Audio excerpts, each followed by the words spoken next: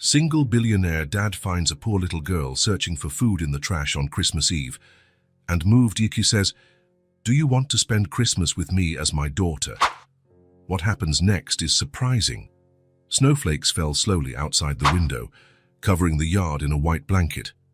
Spencer adjusted the thermostat and glanced at the clock on the wall. Christmas Eve, 7:42 p.m. In other times, the house would have been filled with laughter, music, and the scent of freshly baked cookies. Now there was only silence.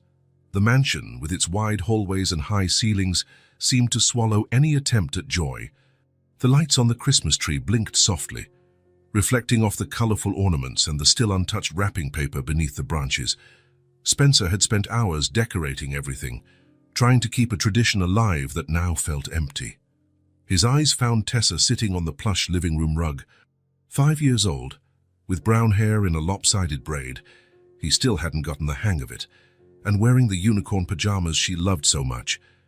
She was tightly hugging a rag doll with a faded blue dress, her eyes fixed on the tree lights.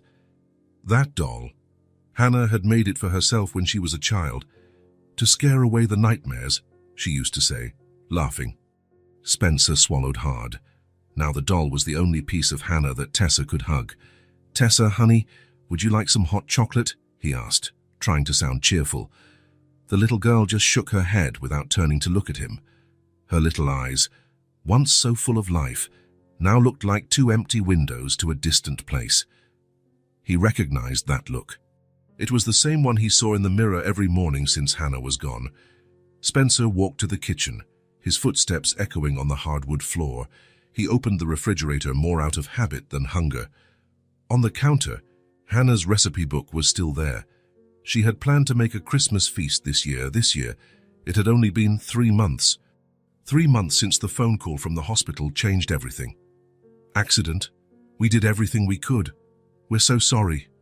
Words that still woke him up in the middle of the night, sweaty and breathless. He made a cup of chocolate anyway and returned to the living room. He placed the steaming mug on the coffee table, close enough for Tessa to reach if she wanted. "Santa Claus must be getting ready right now," he commented, trying to start a conversation. "You wrote your letter to him, remember?" Tessa looked up for the first time that night. "Mommy isn't coming back, is she?" The question hit Spencer like a punch to the gut. They had talked about this before. The concept of forever was too difficult for a 5-year-old to understand. "No, honey," he replied in a low voice, sitting down next to her on the rug. "Mommy isn't coming back, but she's always watching over us from a special place. Like heaven. Like heaven." Tessa looked back at the Christmas tree, hugging the doll even tighter against her chest. "As though she can see us right now." "Yes, she can. And she'll see Santa Claus too." Spencer felt a lump in his throat. "I bet she will." Tessa was silent for a few seconds, as if processing this information. Then she spoke in a whisper. "I asked for her to come back in my letter." Spencer closed his eyes for a moment. How could he explain to a child that some things even Santa Claus couldn't fix? "Tessa," he began, but the right words just wouldn't come. "It's okay," she said, surprising him. "My teacher said that sometimes we ask for things that can't happen." He looked at his daughter, so small and already having to deal with such big truths. He put his arm around her, and they sat in silence, watching the lights blink. Outside, the wind began to blow harder, making the snow dance in little swirls. Spencer remembered how much Hannah loved the snow. The year before, they had built 3 snowmen in the yard, one for each of them. Afterward, they came inside for hot chocolate, just like the one that was now getting cold untouched on the coffee table. "Want to open one present today?" he suggested, remembering their tradition. Hannah always let Tessa open one gift on Christmas Eve. The girl seemed to consider it for a moment, but then shook her head. "Sign tomorrow." Spencer nodded, respecting her decision. Something in her tone suggested she might still be hoping for a miracle, that maybe, if she waited until Christmas Day, her impossible wish might come true. The living room clock struck 8:30 p.m. Normally, Tessa would already be in bed by this time. "It's getting late, Princess." "Time for bed. Can I stay a little longer?" she asked, her first sign of wanting something in weeks. "Just 10 more minutes," he agreed, feeling a small sense of relief at this little return of the Tessa he knew. Upstairs, Tessa's room waited with its stuffed animals arranged on the shelf, Spencer's work, trying to keep things as Hannah did.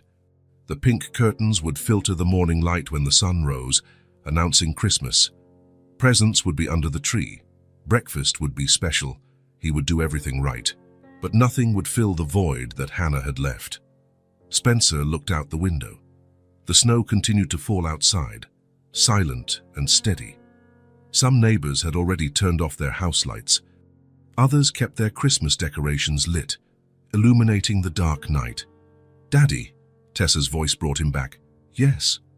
"Would Mommy have liked our tree?"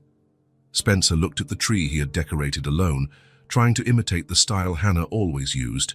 White lights, red and gold ornaments, the star on top slightly crooked. "I think so, honey." "I think she would have loved it."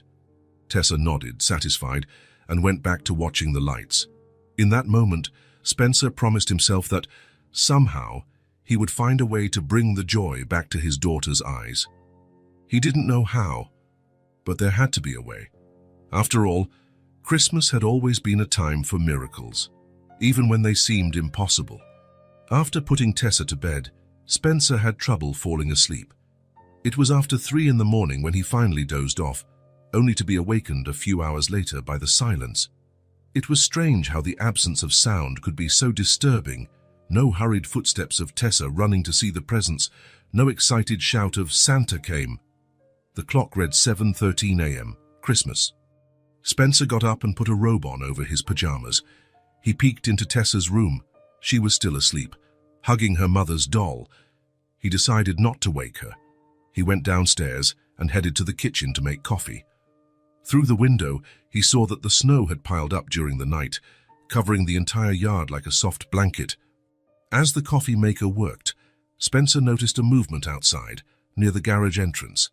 He frowned and moved closer to the window. Someone was going through the trash cans. At first, he thought it might be an animal, maybe a raccoon looking for food. But then he realized it was a figure far too small, wearing what looked like a large, worn-out coat. A child. Spencer felt his heart clench. A child rummaging through the trash on Christmas morning. Without a second thought, he put on his shoes and coat. The temperature outside was several degrees below freezing. The snow crunched under his feet as he walked toward the trash cans. As he got closer, he saw it was a little girl, probably not much older than Tessa. She was wearing an adult's coat that swallowed her. The sleeves rolled up several times so she could use her hands. Her dark hair was tangled and dirty, and her cheeks were red from the cold. She didn't notice Spencer approaching, focused on something she had found among the trash bags, a round worn button that she was examining as if it were a treasure. "Hello?" Spencer said, keeping his voice soft so as not to startle her. Even so, the girl jumped back like a wild animal, clutching the button tightly, her eyes wide with fear. She was ready to run. "I'm not going to hurt you," Spencer assured her, staying where he was. "It's cold out here. Don't you want to come inside and have something warm to drink?" The girl didn't answer, just watched Spencer with suspicion.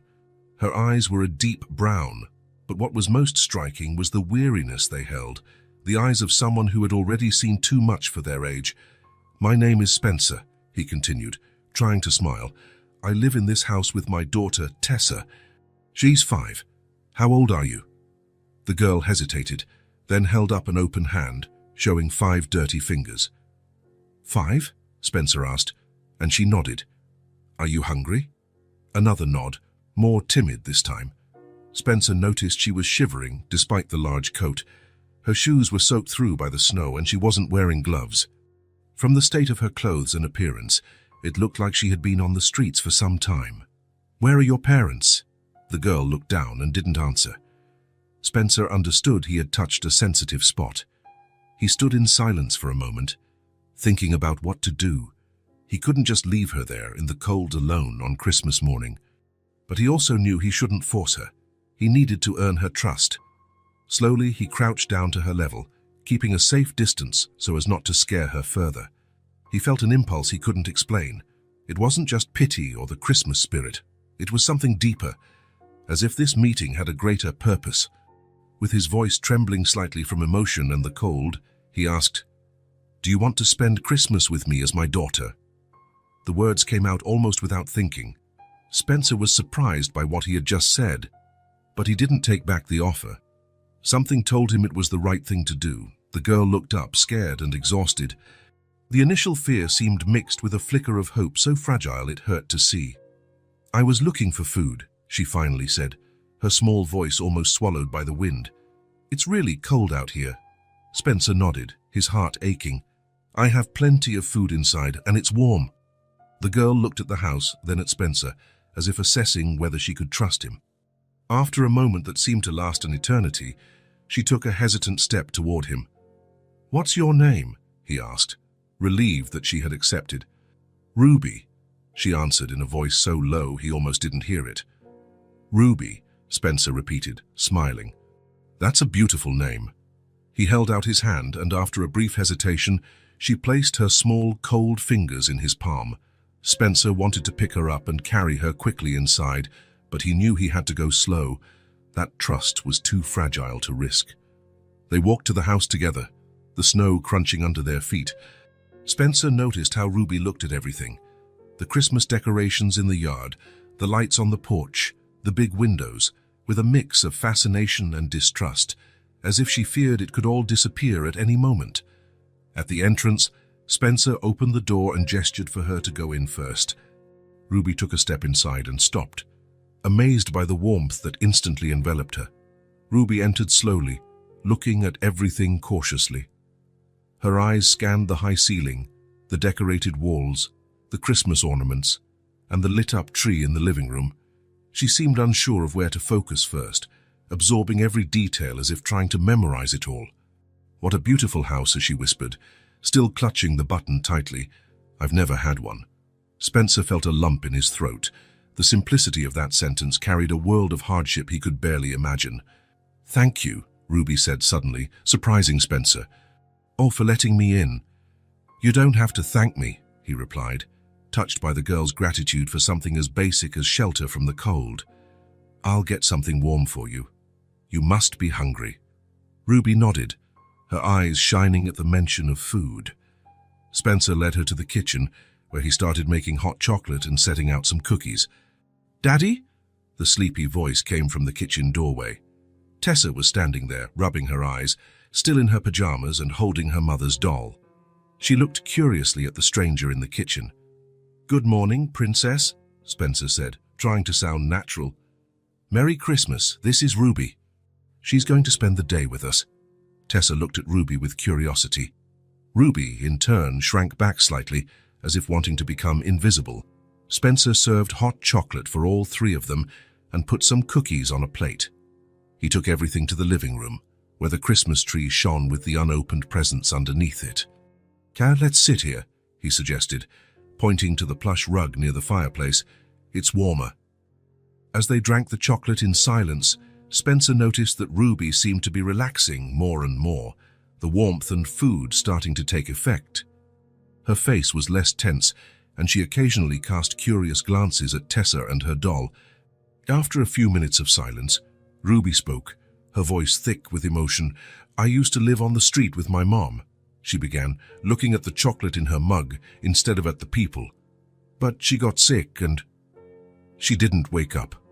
The simplicity of the phrase made Spencer's chest tighten. So few words to describe such a huge tragedy. Tessa looked at Ruby for a long moment.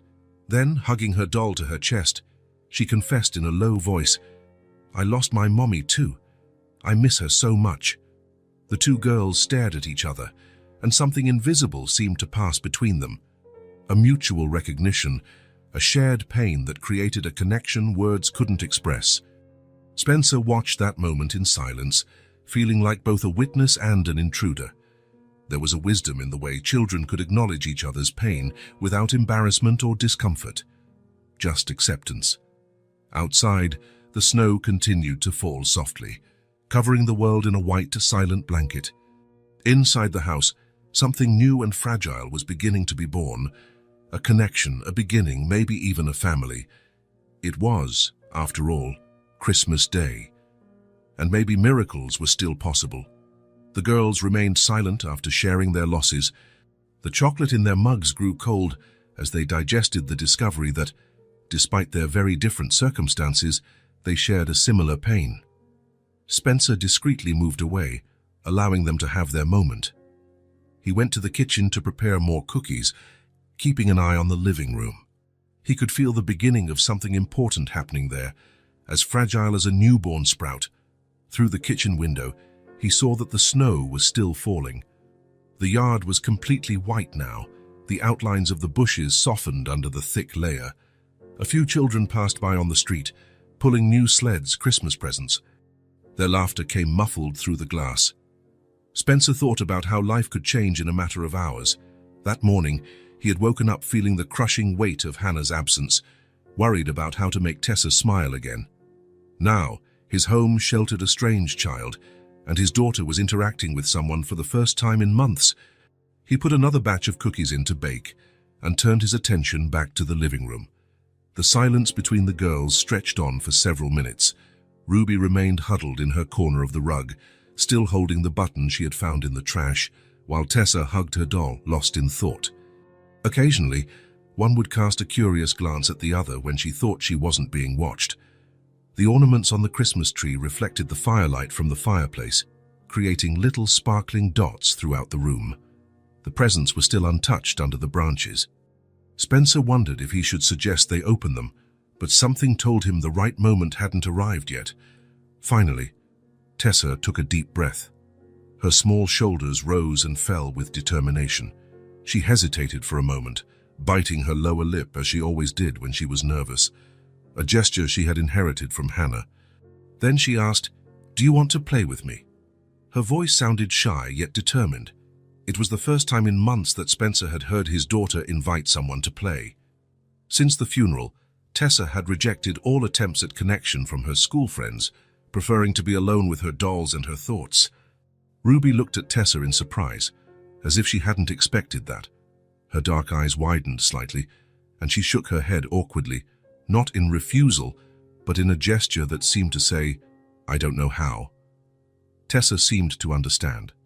Without another word, she got up and walked over to a low shelf on the other side of the room, where some of her toys were kept. Spencer watched as she carefully examined the options, touching a few teddy bears, passing by some colorful books, until she finally chose a doll with blonde hair and a pink dress. This wasn't just any doll, it was Princess Star, one of Tessa's favorites, a gift from her last birthday that she rarely let other children touch. Not even her best friends from school were allowed to play with her. Spencer held his breath, realizing the significance of the gesture. Tessa returned and held the doll out to Ruby. "You can play with her, I'll let you," she said seriously, as if offering a priceless treasure. Ruby looked at the doll, then at Tessa in disbelief. Her eyes scanned the shiny pink dress, the small sparkling shoes, the perfectly combed blonde hair. Slowly, as if afraid the offer might be withdrawn at any moment, she reached out her hands. Her dirty fingers contrasted with the doll's pink dress, making her hesitate.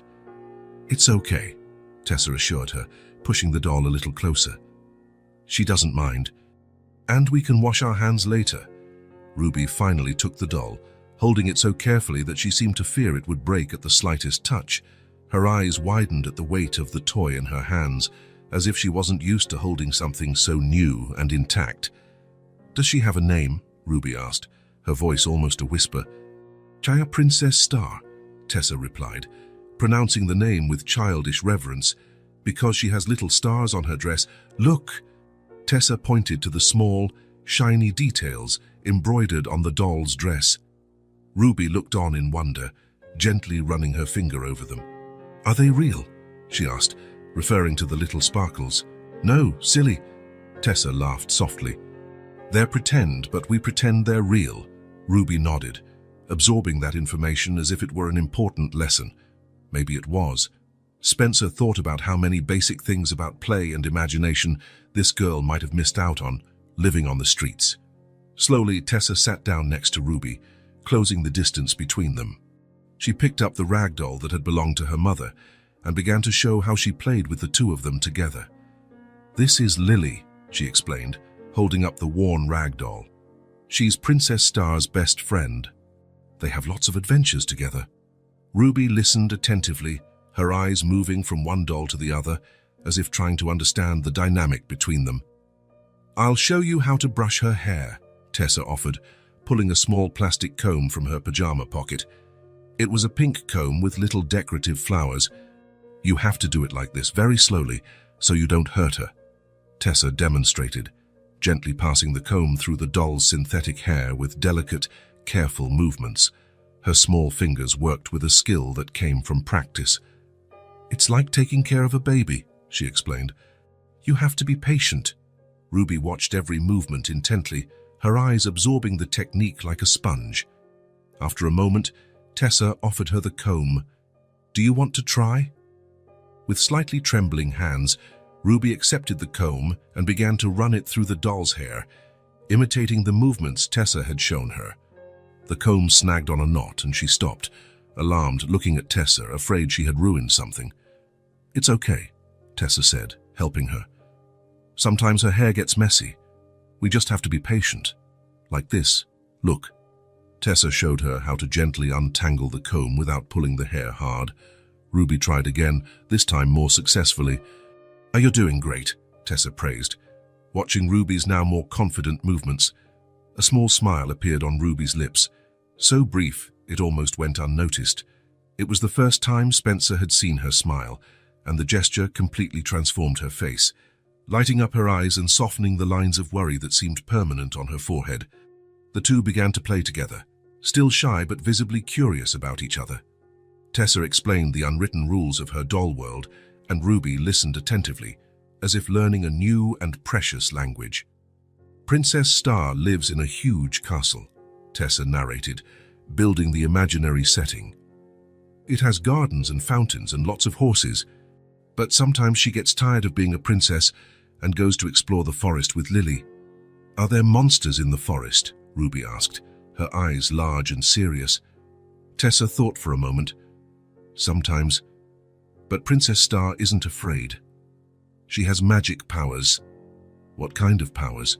"She can make plants grow and talk to animals," Tessa explained. "And when she gets really scared, she can turn invisible." Ruby considered this information, looking impressed. "I wish I could turn invisible," she admitted in a low voice. Spencer, watching from the kitchen doorway, felt a pang in his chest. How many times had that little girl wished to disappear, to become invisible to escape difficult or dangerous situations? The thought was devastating, but Tessa just nodded, without questioning it. "When we play, you can be invisible," she said simply. "We just have to pretend." Ruby seemed satisfied with this solution. The two continued their game, building a story where the dolls explored enchanted forests and met magical animals. The world of the dolls expanded to include other adventures: underwater kingdoms, flights on friendly dragons, rescuing fairies trapped in spider webs. Spencer watched, feeling a flicker of hope grow in his chest. Seeing Tessa interact with another child, sharing her toys, explaining her games, these were things that hadn't happened in months. Since Hannah had passed, Tessa had closed herself off in her own world, even rejecting invitations from the children she used to play with at school. And there she was, building a bridge to someone else, someone who, like her, carried a loss too great for her small shoulders. The smell of freshly baked cookies filled the house. Spencer returned to the kitchen to take them out of the oven. As he set them out to cool, he could hear snippets of the girls' conversation: imaginary kingdoms, adventures in enchanted forests, rescuing princesses. Their voices, at first hesitant, were gaining confidence, and sometimes a shy laugh would escape. It was the first time in 3 months he had heard Tessa laugh. The daylight slowly faded, the golden rays of the winter sun giving way to the deep blue of twilight. Spencer realized it was already getting dark. Christmas was passing without them having opened the presents or done any of the traditions he had planned. Curiously, that no longer seemed so important. He looked at the clock, almost 6 in the evening. It was time to think about dinner. He had bought a small turkey and prepared some side dishes the day before, thinking it would be just him and Tessa. Now, there was one more person at the table. The thought made him smile. He returned to the living room, where the girls were still absorbed in their game. The dolls were now carrying out a complex rescue of a prince trapped in a tower. "Girls, want to have dinner with me?" he called, gently interrupting their play. The two looked at him as if they had forgotten his presence. Tessa nodded immediately, getting up. Ruby seemed less certain, looking at the doll in her hands as if she didn't know what to do with it. "You can bring the doll," Tessa said, noticing her hesitation. "She can have dinner with us. Lily is coming too." Ruby smiled again, a small but real smile, a little more confident than the first. Spencer felt a wave of gratitude for his daughter, for her sensitivity in understanding what Ruby needed, without anything being said. In the kitchen, Spencer had already set the table with the best china, the porcelain plates with gold rims that were usually saved for special occasions. He lit 2 candles in the center of the table and placed the turkey on a large platter, surrounded by roasted potatoes, corn, gravy, and other typical Christmas dishes. "We need to wash our hands before we eat," he reminded them, leading the girls to the kitchen sink. He helped them reach the faucet, noticing how Ruby watched the running water with fascination, as if it were something new. For her, perhaps it was. Spencer wondered how long it had been since she had access to basic things like clean water and soap. After helping the girls, Spencer grabbed 2 extra chairs, one for each doll, placing them between Tessa and Ruby. The girls settled their dolls in the chairs, arranging them carefully so they would be comfortable. "Do the dolls need to eat too?" Spencer asked, joining in the game. "Not for real," Tessa explained patiently. "We just pretend they're eating." Spencer nodded seriously, as if he had learned something important. He served the girls plates, putting generous portions on Ruby's, who stared at the food with wide eyes. "You can eat," he encouraged her, realizing she was waiting for some kind of permission. Ruby picked up the fork awkwardly, as if not used to using silverware. She watched Tessa for a moment, imitating her movements. When she finally brought a piece of turkey to her mouth, she closed her eyes for an instant, savoring it. "Is it good?" Spencer asked. Ruby nodded vigorously, her mouth still full. When she swallowed, she spoke in a low voice. "I've never had food this good." Spencer felt his heart clench. He wanted to ask more about her life, about what had happened to her mother, about how long she had been on the streets. But he knew it wasn't the right time. Ruby was just beginning to relax, to trust. Too many questions might make her shut down again. At the table, as they ate, Spencer noticed how Ruby looked at every detail with a mix of fascination and fear. The folded napkins, the crystal glasses, the lit candles in the center of the table. Her eyes scanned the room as if she were in a museum, where everything could be admired but not touched. Tessa chatted excitedly about other Christmases, about presents she had received in previous years, about how they used to build snowmen in the yard. Ruby listened attentively, her eyes shining with the stories of a life so different from her own. At one point, when there was a pause in the conversation, Ruby spoke, her voice thick with emotion. "Sometimes I slept in a box, to stay out of the wind." The comment, so simple and honest, landed like a stone in the middle of the conversation. Tessa stopped talking and looked at Ruby, her eyes welling up with an understanding of what that meant. Spencer felt a lump in his throat. The image of that tiny girl sleeping in a cardboard box in the cold was devastating. "And where did you sleep last night?" he asked gently. Ruby looked away, embarrassed. "In the alley behind the market. There were some big boxes there." Spencer took a deep breath, trying to control the emotion that threatened to overflow. He thought about what he should do.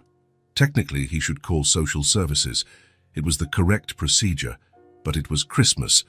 No one would answer until after the holiday, and the idea of sending Ruby back to the street was unthinkable. "It's very cold tonight," he finally said. "If you want, you can sleep here. Just for tonight." Ruby's face lit up with hope, but she quickly tried to hide it, as if afraid to show too much. "Can I?" she asked, almost inaudibly. "Of course," Spencer confirmed. "We have a guest room you can use." "She can sleep in my room," Tessa offered excitedly. "I have a big bed." Spencer smiled at his daughter's enthusiasm. but shook his head. "So I think it's better for Ruby to have her own space tonight, to get a good rest." After dinner, while Tessa helped clear the table, a task she usually rejected, Spencer prepared the guest room. He changed the sheets, found an old pair of Tessa's pajamas that might fit Ruby, and set out a clean towel for a bath. When he returned, he found the girls in the living room, Tessa showing her other toys to Ruby, who watched everything with admiration. Tessa had set up what looked like a small puppet theater using sofa cushions, and the dolls were positioned as the audience. "Ruby, how about a warm bath before bed?" Spencer suggested.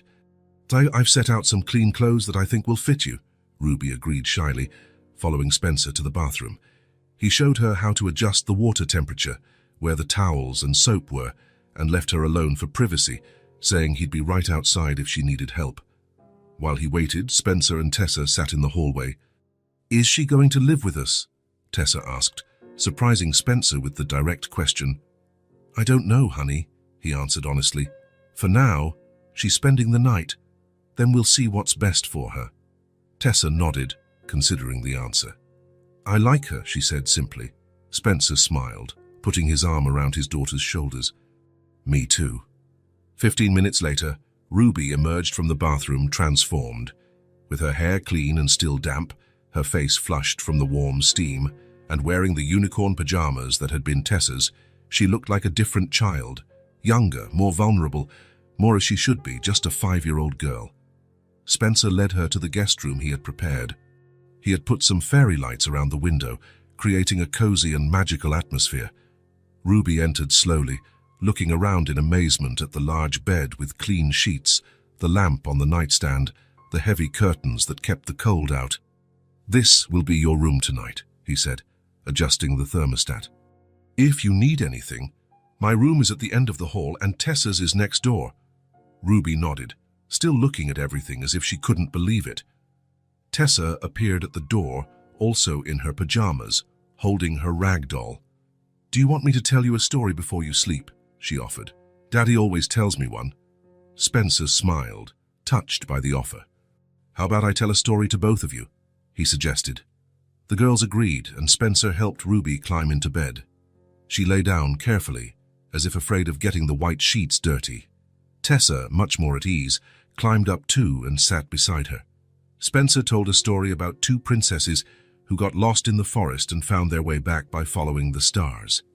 When he finished, Tessa was already yawning, ready to go to her own room. "Good night, Ruby," she said, giving her new friend a quick hug before leaving. "We'll play more tomorrow." After Tessa left, Spencer tucked the blankets around Ruby, who was still looking around as if wanting to commit every detail of the room to memory. "Are you comfortable?" he asked. Ruby nodded, sinking a little deeper into the soft pillow. "I've never slept in a bed like this," she confessed.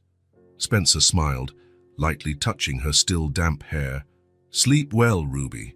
I'll be here if you need anything." He turned off the main light, leaving only the lamp on, and walked to the door. Before leaving, he looked back and saw Ruby beginning to close her eyes, her small body visibly relaxing under the warm blankets. For the first time in a long time, Ruby fell asleep without fear.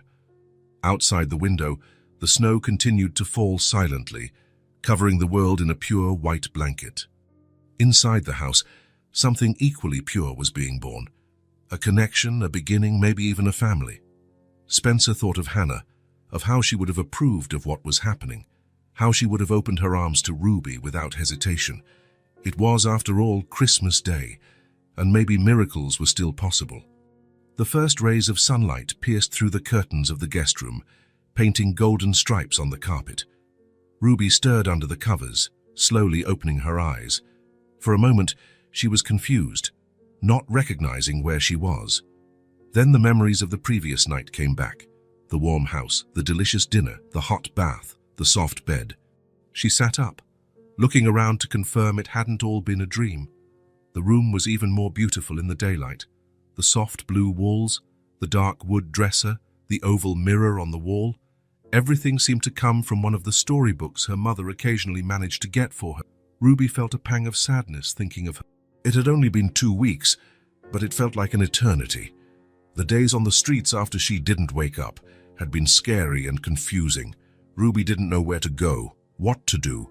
She had just stayed near the places she knew, looking for food where she could, sleeping in sheltered corners. But now she was here in this beautiful room, in this warm house. It seemed too unreal to be true. As she tried to stand up, she felt a strange dizziness. Her head ached, and her throat was scratchy. Strange. Maybe it was from sleeping so much. She couldn't remember the last time she had slept a whole night without waking up several times, scared by noises or the cold. Ruby carefully got out of bed. The floor was warm under her bare feet, so different from the icy concrete she was used to. She walked to the window and peeked outside. The yard was covered in snow, bright and untouched under the morning sun. It looked like a postcard. A light knock on the door made her turn. Before she could answer, the door opened a few inches and Tessa's head appeared, her brown hair messy from sleep. "You're awake!" Tessa exclaimed, opening the door completely and entering the room. She was wearing different pajamas from the day before, these with little penguins printed on them. "Merry Christmas!" Ruby blinked, surprised. She had completely forgotten it was Christmas Day. "Merry Christmas," she replied, her voice coming out hoarser than she expected. Tessa tilted her head, watching Ruby with curiosity. "Are you okay? Your voice sounds weird." Ruby swallowed with difficulty, feeling her throat scratch. "I think I have a cold," she admitted, realizing she must be sick. It wasn't surprising, considering the days she had spent in the cold. Tessa frowned, looking concerned. "I'll go get my dad. He always knows what to do when I'm sick." Before Ruby could say anything, Tessa had already run out. Ruby sat on the edge of the bed, feeling tired just from standing for a few minutes. Now that she realized she was sick, other symptoms began to appear. An aching body, a chill that had nothing to do with the room's temperature, a heavy head. A few minutes later, Spencer appeared at the door, with Tessa right behind him. He looked genuinely worried. "Good morning, Ruby," he greeted, entering the room. "Tessa told me you're not feeling well." Ruby nodded, not trusting her voice to say more than necessary. Spencer came closer and gently placed his hand on her forehead. "You're warm," he noted, frowning. "I'll get a thermometer." While Spencer left the room, Tessa approached Ruby, sitting beside her on the bed. "Don't worry," she said with the wisdom of a child who had been through many colds. "Daddy always makes me feel better really fast when I'm sick. He makes tea with honey and tells stories." Ruby tried to smile, but even that small effort felt tiring. Spencer returned with a thermometer, a glass of water, and a small box of medicine. He asked Ruby to open her mouth and place the digital thermometer under her tongue. 100.48, he read when the device beeped. "It's not too high, but we need to take care of it." With an efficiency that came from experience, Spencer gave Ruby some fever medicine, making sure she took it with a full glass of water. "I'll make some tea that will help your throat," he said, "and bring some more blankets. In the meantime, you should stay in bed." Ruby obeyed, lying down again. Spencer adjusted the pillows so she was propped up, more comfortable for breathing. "I can turn on the TV for you to watch cartoons," Tessa offered. "I always watch them when I'm sick." Spencer smiled at his daughter. "Great idea, Tessa. Why don't you show Ruby how the remote works? I'll make the tea and be right back." As Spencer left the room, Tessa picked up the remote for the small television that sat on the dresser. She sat on the edge of the bed and began to explain the buttons with the seriousness of someone sharing important knowledge. "This one turns it on and off. This one changes the channel. And with these, you turn up the volume," she demonstrated, pointing to each button. Ruby watched with interest despite her discomfort. She had never had her own TV, and the few times she had watched anything had been through the windows of electronics stores or, occasionally, when her mother found work cleaning houses and took her along. Tessa found a cartoon channel and adjusted the volume to a comfortable level. Then, instead of leaving, she settled herself more comfortably on the bed next to Ruby. "I'll stay here with you until you feel better," she declared, with the simplicity and certainty of a 5-year-old.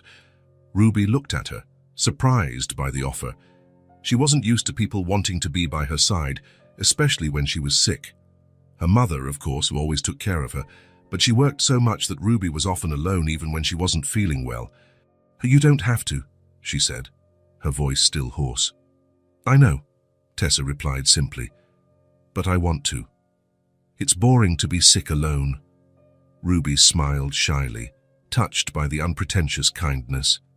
The day before, they were strangers. Today, Tessa treated her as if they were old friends. Spencer returned a few minutes later with a tray. On it was a steaming cup of tea, some toast with jam, and a small jar of honey. "The tea will help with your throat," he explained, placing the tray on the nightstand. "And you need to eat something, even if you're not hungry. It helps your body fight the infection." Ruby accepted the cup he offered, feeling the comforting warmth between her hands. The tea had a soft herbal scent and a golden hue from the honey. "I already put the honey in," Spencer said. "It helps soothe your throat." Ruby took a small sip. The warm liquid went down smoothly, bringing immediate relief to her irritated throat. The taste was sweet and comforting. "Is it good?" Spencer asked. Ruby nodded, taking another sip. "Thank you," she murmured, still not used to receiving so much care from strangers. Spencer smiled. "You're welcome. Tessa, have you had breakfast yet?" Tessa shook her head. "I want to stay here with Ruby." Spencer considered for a moment, then nodded. "I'll bring you something to eat here, then. And the three of us can open the Christmas presents later, when Ruby is feeling a little better." Tessa's eyes lit up at the mention of presents, but she didn't move from Ruby's side. Spencer left again, returning shortly after with another tray, this one with cereal, fruit, and milk for Tessa. Throughout the morning, Spencer came in and out of the room, checking Ruby's temperature, bringing more water, adjusting the blankets. Tessa remained by her new friend's side, watching cartoons, occasionally explaining what was happening on the screen when she realized Ruby didn't know the story. Around noon, Ruby began to feel a little better. The medicine had helped bring the fever down, and the tea had eased the pain in her throat. She still felt tired, but not as bad as when she woke up. "Do you want to draw with me later?" Tessa asked, noticing the improvement. "I can get my colored pencils." Ruby considered the offer. Drawing sounded fun, something she hadn't done in a long time.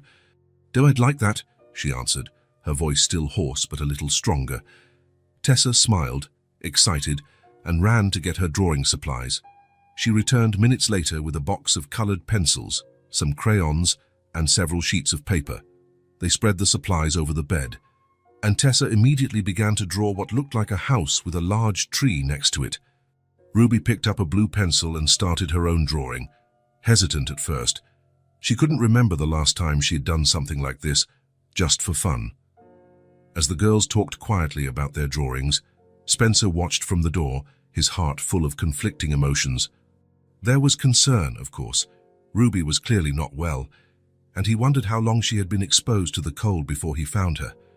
But there was also a strange sense of completeness, as if Ruby's presence had filled an empty space in the house he didn't even know existed. He watched how Tessa interacted with Ruby, patient, attentive, generous in a way she didn't show with other children.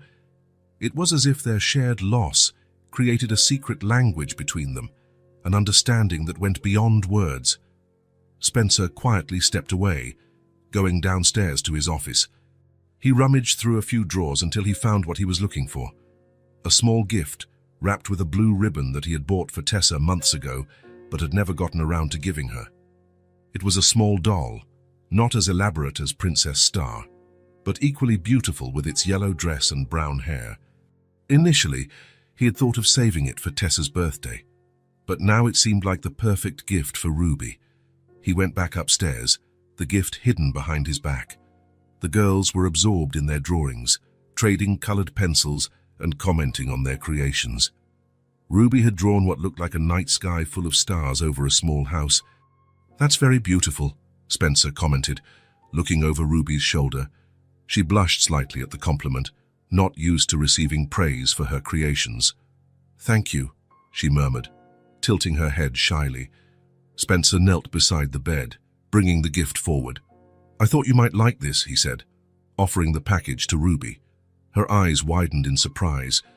She looked at Spencer, then at the gift, clearly unsure how to react. "For me?" she asked, her voice barely audible. "Yes," Spencer confirmed, smiling. "Everyone deserves a Christmas present." Ruby tremulously reached out and took the package. She felt clumsy, as if she didn't know exactly what to do with it. "You can open it," Tessa encouraged, excited. "I love opening presents." Carefully, as if afraid of damaging the paper, Ruby began to unwrap the gift. Her fingers moved slowly, untying the ribbon with care, peeling off the tape without tearing the paper. It was as if the act of unwrapping itself was as precious as what was inside. When she finally opened the paper, revealing the brown-haired doll in a yellow dress, Ruby froze, just staring. Her expression was one of pure admiration. I've never had anything like this," she finally said, her voice thick with emotion. Spencer felt a lump in his throat. Such a simple sentence, yet it carried a lifetime of deprivation. "She's beautiful," Tessa exclaimed. "What are you going to name her?" Ruby touched the doll's face with her fingertips, as if touching something alive and fragile. "I don't know," she admitted. "I've never named a doll before." "You can take your time to think," Spencer said. "There's no rush." Ruby nodded, still amazed by the gift. Tessa was already chattering about how the new doll could be friends with Princess Star and Lily, planning adventures for the trio. The rest of the day passed peacefully. Ruby's fever returned in the mid-afternoon, but another dose of medicine and more tea helped control it. Spencer brought a light lunch, chicken soup and toast, which Ruby managed to eat a little of. Later, the girls opened the other Christmas presents, with Tessa insisting that Ruby help her, including her in the celebration as if she had always been a part of it. As the sun began to set, casting orange shadows across the room, Ruby seemed tired again. Spencer suggested she rest for a bit, and even Tessa agreed it was time for a break from playing. "I'll prepare something light for dinner," Spencer said. "Tessa, why don't you come help me in the kitchen and let Ruby rest for a bit?" Tessa reluctantly agreed, promising to be back soon. After they left, Ruby was alone with her thoughts and her new doll. She looked at the toy in her hands, still barely believing it was hers. A gift, given freely with nothing expected in return. The family's generosity confused her. Why were they being so nice to her? How long would it last? In her short life, Ruby had already learned that good things rarely lasted. Her mother always said they shouldn't get attached to places or things. They never knew when they would have to leave. At the end of the day, when Spencer returned with a tray of hot soup and bread, Ruby had made a decision. She held the doll against her chest, clutching it as if it were her most precious possession, which, in fact, it was. "Thank you," she said, her voice hesitant, after taking a few sips of the soup. "For everything. For the room, the food, the doll. But I think it's time for me to go." Spencer, who was adjusting the blankets, stopped and looked at her in surprise. "Go? Where to?" Ruby looked away, not answering. She had nowhere to go, really. She just knew she couldn't stay here forever, taking advantage of these people's kindness. Spencer shook his head gently. "You're still sick, Ruby. And it's snowing outside." He paused, choosing his words carefully. "You can stay until I decide what we're going to do." Ruby looked up, meeting his eyes, searching for signs that he wasn't serious, but all she saw was sincerity and concern. "Really?" she asked, her voice small. "Really," Spencer confirmed, smiling lightly. "Now get some rest. We'll talk more tomorrow." As Spencer left the room, Ruby leaned back against the pillows, still holding the doll. Through the window, she could see snowflakes falling gently, illuminated by the garden lights. It was cold and dark outside, but in here, it was warm and safe. Maybe, just maybe, she could stay a little longer, just until she felt better. Just until Spencer decided what to do, and in the meantime, she could pretend she belonged in this place, with this family. With that comforting thought, Ruby closed her eyes, the doll still in her arms, and drifted off into a peaceful, healing sleep. The days passed slowly, turning into weeks. January arrived, bringing new snowfalls and even more intense cold, but inside Spencer's house, a different kind of warmth was beginning to spread. Ruby fully recovered from the flu after a few days of care. Spencer had called social services right after Christmas, as he knew he should. He explained the situation, and after a visit from a social worker, was granted emergency temporary custody, given the special circumstances and the holiday season. There would be more visits, more paperwork to fill out, more decisions to be made. But for now, Ruby could stay. At first, she walked around the house as if on eggshells, always alert, always careful not to take up too much space, not to make noise, not to be a bother. She would wake up early and make her bed with military precision, fold the borrowed clothes with meticulous care, and ask permission for practically everything, to get a glass of water, to sit on the sofa, to turn on the television. "Ruby, this is your home now," Spencer would say gently, every time he saw her hesitate. "You don't need to ask permission to feel comfortable." Gradually, almost imperceptibly, Ruby began to relax. One morning, Spencer found her in the kitchen, already dressed, curiously watching the coffee maker as it worked. "Do you like the smell of coffee?" he asked. "It's nice," she replied, inhaling deeply. "My mum loved coffee, but we rarely had it." It was the first time she had mentioned her mother without her voice breaking with sadness. A small step forward. In the following mornings, it became a routine. Ruby would come downstairs, still sleepy but already dressed, and sit at the kitchen table while Spencer made coffee. She didn't drink it, of course. It was just hot chocolate for her and Tessa, but she liked being there, taking in the aroma that filled the kitchen, watching Spencer's familiar movements. Tessa, for her part, spent more and more time out of her room. Before Ruby's arrival, she used to isolate herself for hours, playing alone with her dolls or simply lying down, staring at the ceiling. Now, she was almost always in the living room or Ruby's room, inventing new games. One afternoon, Spencer returned from work. He had resumed his office routine after New Year's and found the living room transformed. Sofa cushions formed a sort of fort, draped sheets created walls and ceilings, and from inside the makeshift structure came laughter and excited voices. And then Princess Star said, "I'm not afraid of dragons." It was Tessa's voice, more alive and animated than Spencer had heard in months. And Daisy replied, "Me neither." Ruby's voice added, followed by more laughter. Spencer stood for a moment, just listening. Daisy was the name Ruby had chosen for her doll with the yellow dress. It had taken her days to decide, considering each option seriously, until she finally announced her choice during dinner for general approval. The afternoons became filled with drawings and stories. Spencer bought a large pad of paper and more colored pencils, and the girls would spend hours creating imaginary worlds. The refrigerator doors soon became covered in colorful drawings, castles, princesses, friendly dragons, and invariably 3 figures holding hands that Spencer recognized as himself, Tessa and Ruby. There were also the quieter moments. After dinner, the 3 of them would sit on the sofa to watch a movie or a children's show.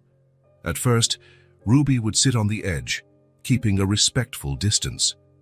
As the weeks passed, she began to move closer, until one night, without realizing it, she rested her head on Spencer's arm while they watched a cartoon about lions. When he looked down, surprised by the contact, she was almost asleep, relaxed and confident enough to let her guard down. The nights also brought changes. The first few weeks were marked by nightmares. Ruby would wake up crying, calling for her mother. Spencer would find her huddled in bed, trembling, afraid she had made too much noise, that she had been a bother. He would sit beside her, speak in a low, reassuring voice, sometimes telling stories until she fell back asleep. Gradually, the nightmares lessened. The nights became more peaceful. Ruby began to sleep through the night, secure in the knowledge that when she woke up, the world would not have fallen apart during her sleep. The school routine also began. Spencer enrolled Ruby in the same school Tessa attended. The social worker had helped get the necessary documents and explained the special situation to the school administration. On the first day, Ruby held Tessa's hand tightly as they walked to the gate. Tessa, taking on the role of protector and guide, showed her where everything was, introduced her to the other children, and stayed by her side during recess. "How was school?" Spencer asked that afternoon as he drove them home. Good, Ruby replied from the back seat. The teacher is nice. And there's a library with lots of books. Ruby read a whole story to the class, Tessa added, proud. The teacher was impressed. Ruby blushed at the praise, but Spencer could see the small smile of satisfaction on her face in the rearview mirror. Every small achievement was celebrated. The first A on a school assignment. The first time Ruby asked to have a school friend over to play. The first drawing she proudly hung in her room. No longer the guest room, but Ruby's room, with newly painted light green walls, her favorite color, and shelves for her new books and toys. For Spencer, the changes were just as profound. The pain of losing Hannah hadn't disappeared. It would never completely go away, but it now shared space with other feelings. There was purpose in caring for two young children, in ensuring they both felt safe and loved. There was joy in seeing Tessa return to being the lively girl she was before, and in witnessing Ruby blossom from a scared, distrustful child into a curious and increasingly confident little girl. The mornings became moments of anticipation, no longer of heavy silence. The sound of little footsteps running down the hall, muffled laughter coming from some corner of the house, lively discussions about which cartoon to watch. The house was alive again. Spencer often watched all of this from the doorway. He would stop for a moment on his way to the kitchen or the office and just watch the two girls playing, drawing, talking in their own secret language. He felt his heart expand with something he recognized as gratitude. On one of those afternoons, as he watched them sitting on the living room rug, surrounded by colorful drawings and dolls in dramatic poses, Spencer realized a simple truth. The sadness that once seemed permanent was giving way to something new. It wasn't the same happiness as before, it never would be. It was a different kind of joy, more mature perhaps, born from the recognition of life's fragility and the preciousness of shared moments, a joy that, little by little, was once again filling every corner of the house and his heart. February arrived with biting winds and afternoons that darkened early. The snow that fell was no longer the fluffy, inviting snow of December, but a hard, persistent snow that piled up on the sidewalks and made the streets slippery. The trees, with their bare branches, looked like charcoal drawings against the grey sky. Spencer was in his home office, reviewing some work documents. The past few weeks had been a complicated dance between his professional responsibilities and the girls' needs. He had reduced his hours at the office, negotiated remote work days, and reorganized his schedule to be present for the important moments. School meetings, doctor's appointments, daily routines that the girls needed to feel secure. The social worker, Mrs. Patel, had been visiting regularly. Her last report had been positive. Ruby was adapting well, attending school, showing healthy signs of adjustment. But there were also questions hanging in the air, not yet verbalized during these visits. What would the permanent arrangement be? Were there other relatives who might take custody? What was the long-term plan? Spencer knew these questions would eventually require concrete answers. The temporary custody couldn't last forever. A soft sound at the office door interrupted his thoughts. Tessa was standing there, hugging her rag doll, with the contemplative look that sometimes made Spencer forget she was only 5. "Hi, Princess," he greeted, swiveling his chair to face her. "Do you need something?" "Can I stay here with you?" she asked. "Ruby is resting." Ruby had caught a slight cold, nothing as serious as the first time, but her teacher had suggested she stay home for a day or two. Tessa, ever the protector, had insisted on staying with her during the morning, telling stories and offering water like a miniature nurse. "Fair, of course," Spencer replied, opening his arms. "Come here." Tessa crossed the office and climbed into her father's lap, settling in comfortably. She rested her head on his shoulder, sighing in a way that seemed to hold all the wisdom in the world. For a few minutes, they just sat like that, in silence. Spencer could feel his daughter's soft breathing, the small weight of her body against his, her soft hair tickling his chin. It was moments like these that made him realize how much she had grown in the last few months, not just in inches, but in maturity. "What are you thinking about?" he finally asked, noticing that Tessa was unusually quiet. She took her time answering, as if organizing her thoughts. "Daddy, is Ruby going to leave?" The question, asked in a low voice, hit Spencer like a punch to the stomach. Not because it was unexpected, he had been thinking about it himself, but because hearing Tessa say it made the issue more real, more urgent. "Why are you asking that now?" he replied, buying time. Tessa fiddled with a button on his shirt, avoiding his gaze. "I heard you talking to that lady, the one who comes to see Ruby." "Mrs. Patel?" "Yeah." Tessa wrinkled her nose slightly. "You were talking about permanent arrangements and long-term options. That means she's going to leave, right?" Spencer felt a pang of guilt. He thought he had been careful with those conversations, but of course Tessa, observant as she was, would pick up on fragments, and like all children, she would probably interpret them in the worst possible way.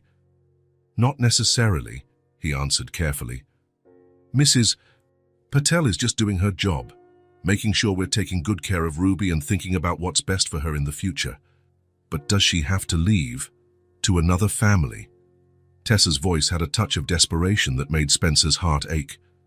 "We haven't decided anything yet, Tessa. We're just talking about possibilities." Tessa lifted her head, looking directly into Spencer's eyes with surprising intensity. "I always wanted a sister," she declared firmly. "Now I have one. We can't send her away." The simplicity of that statement, "now I have one," struck Spencer deeply. At some point, without grand declarations or ceremonies, Ruby had become Tessa's sister. Not just a friend or a temporary companion, but a sister. "Ruby is happy here," Tessa continued, her small voice full of conviction. "She smiles now, and she tells stories, and she doesn't have as many nightmares. If she leaves, she'll be sad again. I'll be sad too. You'll be sad. Everyone will be sad." The childish logic was impeccable in its simplicity. Spencer couldn't argue with it. "Besides," Tessa added, as if offering the ultimate argument, "she already has a room here, with green walls, and her dolls get sad when she goes to school. Imagine if she leaves forever." Spencer couldn't help a small smile at that reasoning. But behind the smile, his mind was working quickly. The truth was, he had been thinking about this for weeks, considering options, imagining possibilities. Mrs. Patel's visits, though friendly and positive, served as a constant reminder that a decision had to be made. "Daddy," Tessa's voice brought him back to the present. "Are you listening?" "I am, Princess," he assured her. "I'm thinking about what you said." "And what do you think?" Spencer took a deep breath, looking out the office window. Outside, the first signs of a new snowfall were beginning to appear, small flakes floating lazily in the air. He thought about the last 2 months, about how the house had transformed since Ruby's arrival. He thought about how Tessa had re-emerged from the shell of silence she had hidden in after Hannah's death. He thought about Ruby, her daily progress, her laugh that now came more frequently, how she was beginning to believe that the ground beneath her feet wouldn't suddenly disappear. And he understood that, deep down, his heart had already decided. Maybe it had decided that Christmas morning when he saw a small figure rummaging through the trash, looking for something, anything, to hold on to. "I think you're right, Tessa," he finally said, kissing the top of his daughter's head. "We would all be very sad if Ruby left." Tessa lifted her face, hope shining in her eyes, "So she can stay forever." "I'll do everything I can to make that happen," Spencer promised. "There are a lot of details to work out, a lot of papers to fill out, a lot of conversations to have. But yes, if Ruby wants to, and if Mrs. Patel and the judges agree, she can stay. Forever." Tessa threw her arms around her father's neck, hugging him with all the strength her small arms allowed. "Thank you, Daddy," she whispered against his neck. "You're the best dad in the whole world." Spencer closed his eyes, hugging his daughter back. He knew the road ahead would be complicated. Adoption was not a simple process. But he also knew that some decisions, once made by the heart, simply have to be followed. The morning after his conversation with Tessa, Spencer woke up with a clarity he hadn't felt in a long time. He sat on the edge of the bed for a few minutes, looking at the photograph of Hannah on the nightstand. She was smiling in the way he loved most, sideways, with a mischievous glint in her eyes, as if sharing a private joke with whoever was looking. "What would you think of this, Han?" he asked in silence. He didn't expect an answer, of course, but somehow he knew what it would be. Hannah had always had an open heart, an infinite capacity to love. She would have brought Ruby inside without a second thought. After breakfast, while the girls were distracted watching cartoons in the living room, Spencer retreated to his office and made the call. Mrs. Patel answered on the second ring. "Mr. Lawson, what a surprise. We only had a visit scheduled for next week." "I know," he replied, his voice firmer than he expected. "But I've made a decision and I didn't want to wait. I would like to start the adoption process for Ruby." There was a brief silence on the other end of the line. "I see," she finally said, and Spencer detected a note of satisfaction in her voice. "I must confess, I suspected this would be the outcome. I can see how well Ruby has integrated into your family." "So, is it possible?" Spencer asked, surprised by how easily she accepted the idea.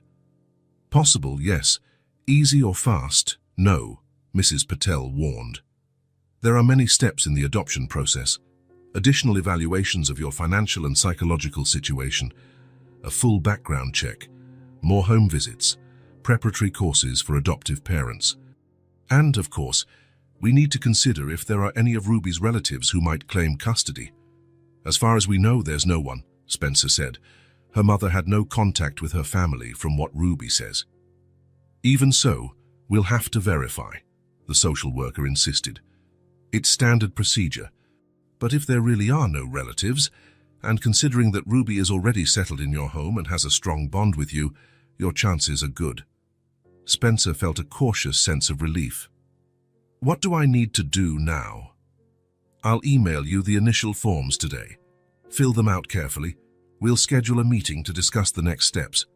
She paused. "And Mr. Lawson, have you spoken to Ruby about this?" "Not yet," he admitted. "I wanted to be sure it was a real possibility before getting her hopes up." "Understandable. But that conversation needs to happen soon. Her opinion is crucial in this process, especially since she's old enough to express her wishes." "I'll do it today," Spencer promised. After hanging up, he sat for some time, organizing his thoughts. The conversation with Mrs. Patel had made everything more real. There was a long road ahead, full of bureaucracy and uncertainty, but the first step was taken. He took a deep breath and went back to the living room. The girls were still there, but the cartoon had ended. Now they were playing with their dolls, creating some complex story involving dramatic rescues and magic powers. "Ruby," he called softly, "can we talk for a minute, just the two of us?" Ruby looked up, surprised. Tessa looked from one to the other, curious. "Is it a secret?" Tessa asked, slightly offended at being excluded. "Not exactly," Spencer replied with a gentle smile. "But I need to talk to Ruby first and then we'll tell you, I promise." Tessa considered for a moment, then shrugged, turning her attention back to the dolls. "Okay, but don't take too long." Ruby followed Spencer to the kitchen, her face a mix of curiosity and apprehension. Since she had arrived, private conversations usually meant some kind of change. The social worker's visit, starting school, new rules or routines. Spencer gestured for her to sit at the table and took a seat beside her, rather than across from her. He wanted this conversation to be as equal as possible, not a declaration of authority. "Ruby," he began, choosing his words carefully, "you've been with us for almost 2 months now. How do you feel living here?" The girl thought for a moment, her fingers playing with the edge of the tablecloth. "Good," she finally answered. "I like it here. Are you happy?" A small smile appeared on her lips. "Yes." Spencer nodded, encouraged by her direct response. "I called Mrs. Patel this morning," he continued. "Do you know what adoption is, Ruby?" Her eyes widened slightly, but she shook her head. "It's when someone becomes a mother or father to a child they didn't give birth to," Spencer explained gently. "The person chooses the child to be part of their family forever. And the child also gets to choose if they want to be part of that family." Ruby listened intently, absolutely still. "Ruby," Spencer looked directly into her eyes, speaking with all the sincerity he could muster. "Do you want to be my daughter? Officially? Do you want me to be your dad, not just temporarily, but forever?" The question hung in the air between them. Ruby looked at Spencer as if trying to read beyond his words, searching for any sign that it wasn't real, that there was some catch or hidden condition. I know I can't replace your mum, he continued, when the silence stretched on. No one ever could. She will always be your mum, and you can always love her and remember her. But if you want, we can be your family now. Tessa already thinks of you as a sister, and His voice faltered slightly. I would love to be your dad. Ruby remained silent, her eyes fixed on him, but Spencer could see the emotions passing over her face like clouds in a summer sky. Surprise, disbelief, fear, hope. You don't have to answer now, he assured her. It's a big decision. You can think about it. Yes, Ruby interrupted, her voice almost a whisper. Yes.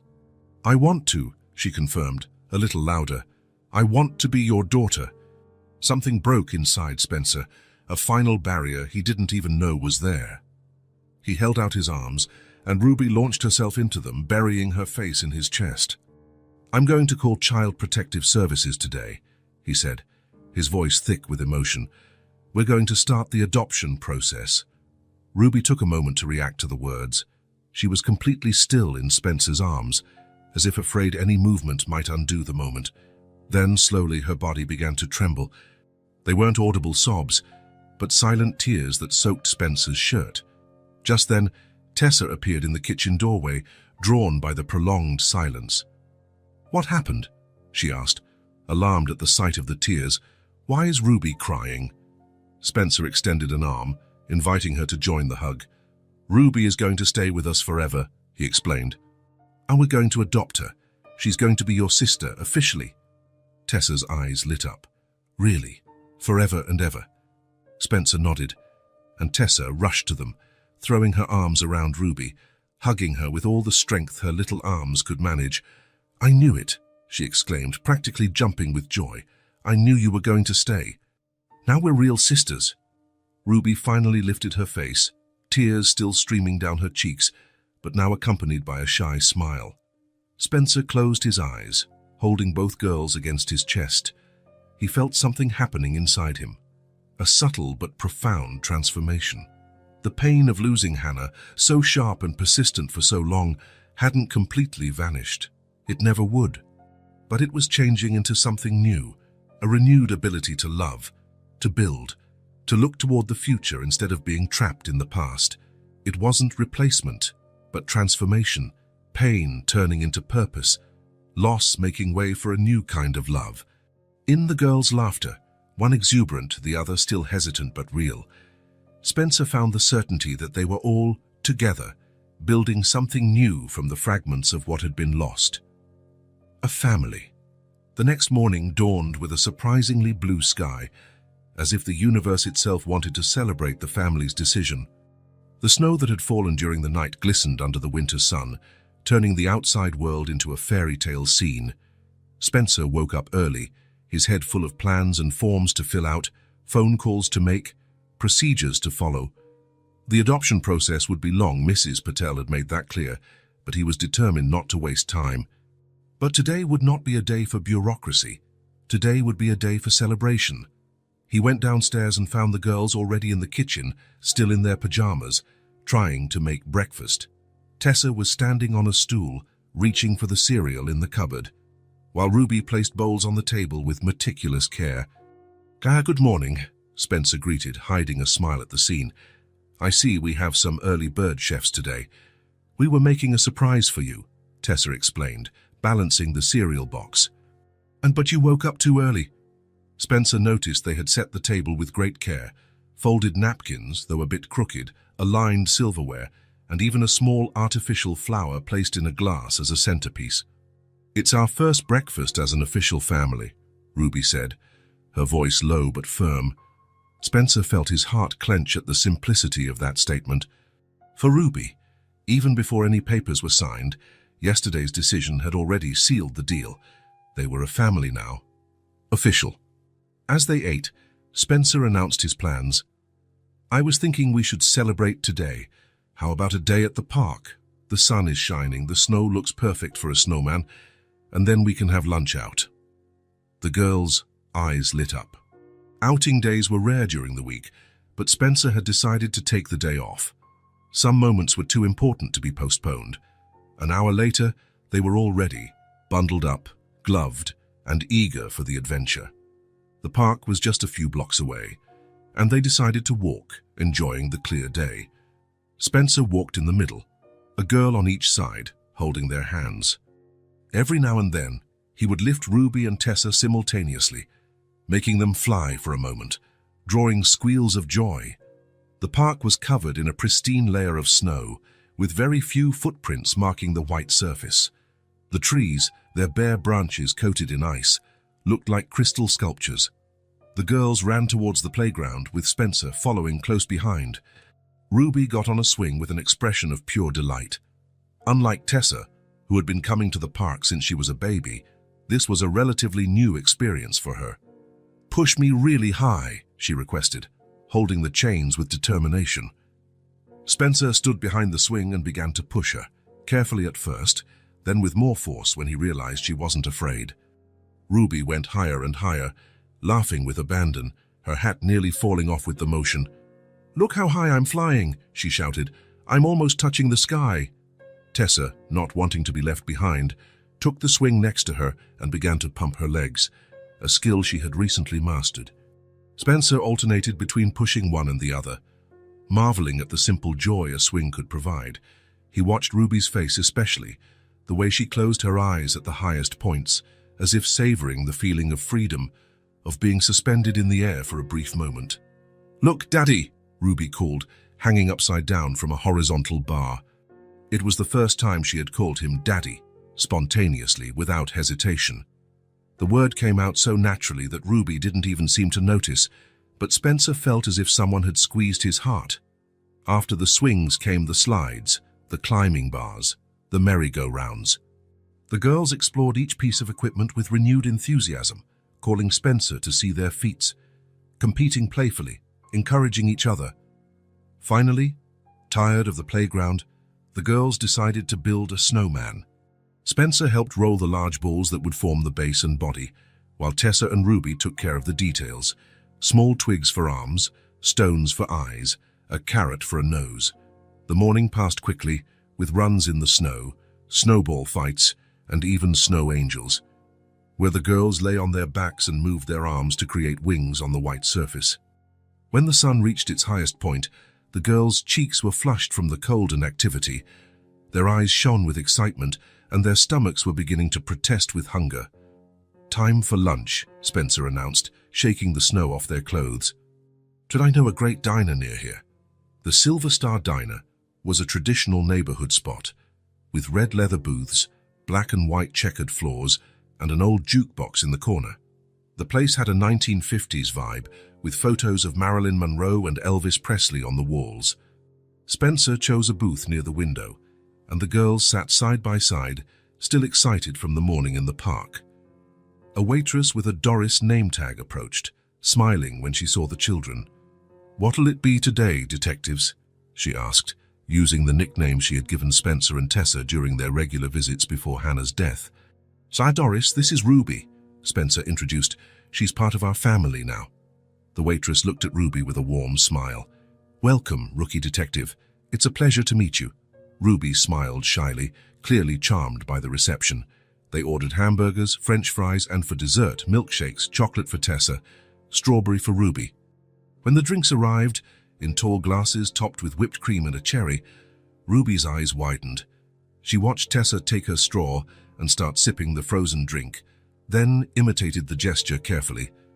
At the first sip, her eyes closed with the pleasure of discovery, and a small murmur escaped her lips. "Like it?" Spencer asked, amused by her reaction. Ruby opened her eyes, a whipped cream mustache forming above her upper lip. "I didn't know something this good existed," she said, laughing with genuine delight. "It's like cold, but it doesn't hurt your teeth, and sweet, but not too sweet. It's perfect." Spencer watched, moved, as she savored every sip as if it were a precious experience. For many children, a milkshake was a common, perhaps even mundane thing. For Ruby, it was a wonderful discovery, a small miracle in a glass. At that moment, sitting in an ordinary diner on an ordinary winter day, Spencer was struck by the realization of how much his life had changed in just 2 months. That girl, now his daughter, had appeared at Christmas like an unexpected gift. Ruby had been the greatest Christmas gift he had ever received, a gift he didn't know he needed, but which had somehow filled a void that pain had created, not replacing what was lost, but adding something new, something equally precious. The following days were filled with preparations. Mrs. Patel visited again, bringing piles of documents for Spencer to fill out. The process would be long, possibly months, but she seemed optimistic about the final outcome. One of the first steps was to officially enroll Ruby in the same school as Tessa. Until then, she had been attending as a temporary student, but now Spencer filled out all the forms, listing himself as the legal guardian. The night before Ruby's official first day, Tessa had a special idea. "Can we wear matching bows tomorrow?" she asked, as Spencer braided her hair before bed. "So everyone knows we're sisters." The idea was met with enthusiasm by Ruby, who had never had many hair accessories before. Spencer found identical blue ribbons and practiced making perfect bows, determined not to disappoint the girls on their big day. The morning of the official first day, as the girls called it, was marked by a mix of excitement and nervousness. Ruby, although she already knew the school, seemed anxious about her new status. She would no longer be half the girls staying with the Lawsons. But Ruby Lawson, even though the adoption process and legal name change were still underway, Spencer made a special breakfast, heart-shaped pancakes, and made sure they were both impeccably dressed, with the blue bows perfectly tied in their hair. "You look beautiful," he declared, looking at his daughters with unrestrained pride. The prettiest girls in the school, no doubt. The walk to school was filled with lively conversation. Tessa explained to Ruby where everything was, who the nice teachers were, what the best places to play during recess were, information Ruby already knew, but that Tessa felt the need to repeat on this special day. As they approached the school gate, Spencer noticed that Ruby was holding Tessa's hand tightly, as if she needed that support to take the final steps. Tessa, in turn, took on the role of the older sister, though they were the same age, guiding Ruby with confidence. Before they went in, Spencer called out, "Girls, wait a moment." They turned, curious. Spencer took his phone out of his pocket. "I want to capture this moment. Ruby's official first day of school. Can you stand over there in front of the gate?" The girls obeyed, standing side by side, hand in hand, the identical blue bows swaying slightly in the morning breeze. Tessa put her arm around Ruby's shoulders in a protective gesture, and they both smiled, Tessa broadly, Ruby with more restraint, but just as genuine. Spencer took the picture, capturing that moment of pure connection between the two. Then a passing mother offered to take a picture of the three of them together. "Thank you," Spencer accepted, handing over his phone and positioning himself between the girls, an arm around each of them. "Say family," the woman requested, holding the phone. "Family," they exclaimed in unison, their smiles lighting up the cold morning. The camera's click captured the moment, Spencer in the center, Tessa on his right, Ruby on his left, all united not just by intertwined arms, but by something deeper, more permanent. The image of the three of them together, with the school building in the background and the blue sky above, marked more than a first day of school. It marked the official birth of a new family. After the girls went inside, waving one last time before disappearing into the building, Spencer stood for a moment, looking at the photo on his phone. There they were, not perfect, not without scars, not without painful memories, but together, whole in a new way. Life, Spencer realized, doesn't follow a straight line. It has unexpected curves, dead ends, seemingly insurmountable mountains. There are losses that seem impossible to bear, pains that threaten to swallow everything. But there are also improbable encounters, connections forged at the exact moment they are needed most, new beginnings disguised as endings. His story with Hannah hadn't ended.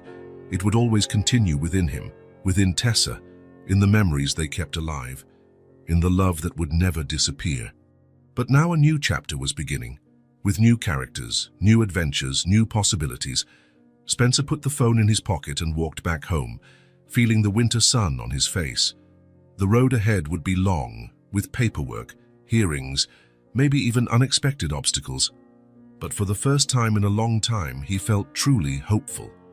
It wasn't the future he had imagined. It wasn't the plan he had made. It was better because it was real, it was now, and it was theirs. A family born not of blood or obligation, but of choice, of love, and of an unexpected encounter on Christmas morning.